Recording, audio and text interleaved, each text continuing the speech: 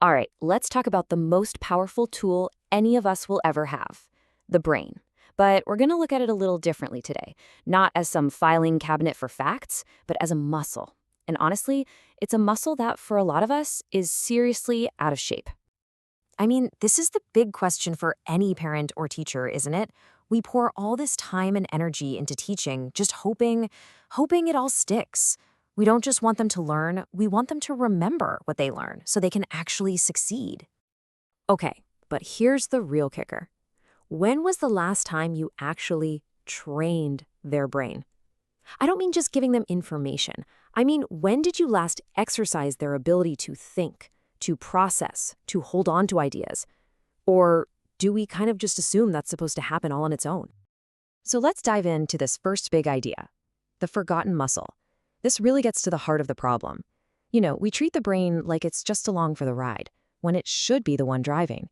We've just forgotten that it's a muscle that needs a real workout. This slide really just lays it all out, and it's kind of wild when you think about it. We take our kids to soccer practice, we make sure they're eating right, we buy them all the latest courses and gadgets, we invest so much in their bodies and their hobbies. But who's training the brain? We give them homework, sure, but are we actually giving them the tools to think their way through it? And that leads us to our next point, the cost of neglect. Because doing nothing isn't harmless. An unexercised brain doesn't just sit there. It can actually get weaker. There is a very real price to pay for this hands-off approach.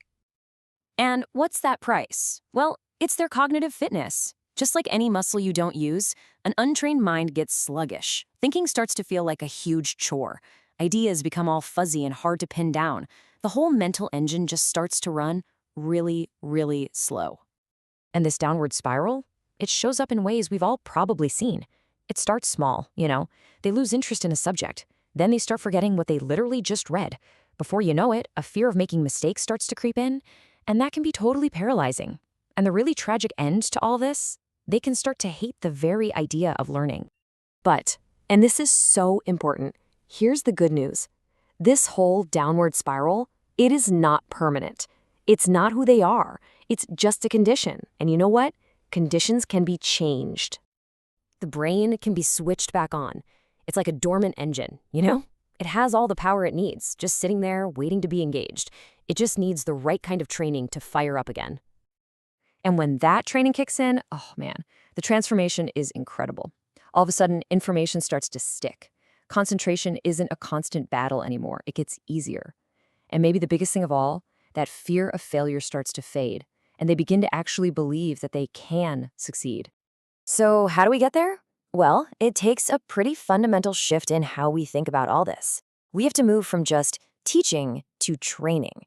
We gotta go beyond just covering subjects and start training the mind itself. So let's be super clear about what brain training actually means. This isn't about drilling facts into their head over and over. It's about developing the process of thinking. It's all about focusing on the how to analyze, how to connect ideas, how to remember things, not just the what of any given subject. This quote just nails it. It sums up the entire philosophy perfectly. We need to stop acting like tutors who are just rehearsing the material for the next test. We need to become coaches who train the mental muscles they need for any challenge that comes their way. Look, what we're talking about here, it isn't some magic trick. This is about systematically building a strong foundation that's going to last a lifetime. This is about unlocking their real potential through genuine empowerment. And let's be real, while better grades are a pretty great side effect, they are not the ultimate goal here, not even close. The real prize is so much bigger and so much more important than what's on a report card. It's about giving a child real, lasting power. The power to think for themselves, to learn with confidence, and to take on challenges without fear. That is the real gift of training their most important muscle. So the only question left is, when are you going to start?